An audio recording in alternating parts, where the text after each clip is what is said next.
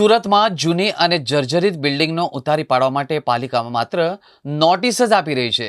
નગર કાર્યવાહી ન થતી હોવાથી દુર્ઘટનાઓ બનતી હોય છે. ત્યારે હોડી બંગલા વિસ્તારમાં એક જૂની ઇમારતની ગેલેરી અચાનક તૂટી પડી હતી.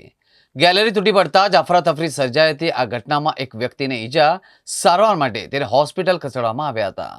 આજે સવારે હોળી બંગલા વિસ્તારમાં એક ઇમારતના સ્લેબ પડવાની ઘટના સામે આવી હતી. સ્થાનિક લોકોના કહેવા મુજબ બિલ્ડિંગની હાલત અગાઉથી જ નાજુક જણાઈ રહી હતી અને તેને લઈને રહેવાસીઓએ ઘણીવાર ફરિયાદ પણ નોંધાવી હતી, પરંતુ યોગ્ય પગલાં ન લેવાતા આજે આ દુર્ઘટના બની હતી.